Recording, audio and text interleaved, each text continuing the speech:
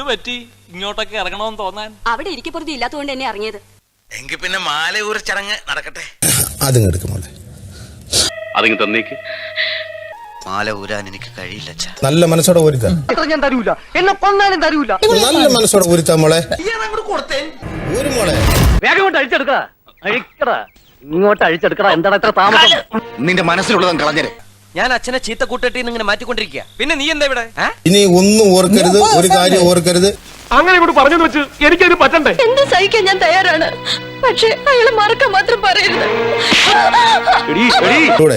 അതുകൊണ്ട് ആ ഒരൊറ്റ ഇതിൽ ഹൃദയഭാനു ഓന്റെ മോന്തയ്ക്ക് കൊടുത്തു സാറേ. വേണ്ട, മൂപ്പര് കൊടുത്തോളൂ. വന്നപ്പോ എനിക്ക് ഇത് ഞാൻ എടുക്കാം. എനിക്ക് ആകെ ഉണ്ടായിരുന്നു കൂട്ടാ. നിന്റെ കാര്യത്തിൽ തീരുമാനം സ്റ്റോർ റൂം വെക്കാനാ? അതെ.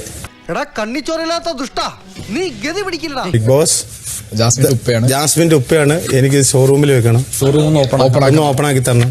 കാര്യം കണ്ടു കഴിഞ്ഞപ്പോ നമ്മൾ പുറത്തു പോവാ. ആ ഗെയിം എല്ലാം വിട്ടേക്കുക. നമ്മൾ ഇവിടുന്ന് ഇറങ്ങിപ്പോണം. നമ്മൾ ഇറങ്ങിപ്പോയി നമുക്ക് ജീവിതമുണ്ട്. ആ ഒരു വിചാരം മാത്രം നിനക്കില്ലാത്തതെന്താ? അത്രക്കുള്ള ബുദ്ധിയൊന്നും അതിനില്ലല്ലോ. പിന്നെ ഗെയിമിനകത്ത് പലതും ഉണ്ട്. അത്ത ആ സ്പിരിറ്റിലെ അത്ത കണ്ടിട്ടുള്ളൂ, അമ്മ കണ്ടിട്ടുള്ളൂ, നമ്മുടെ കുടുംബങ്ങളിൽ എല്ലാരും കണ്ടിട്ടുള്ളൂ. കണ്ണീര് തുടച്ചിട്ട് കുറച്ചുകൂടി വിശ്വസിക്കാൻ തോന്നുന്നു.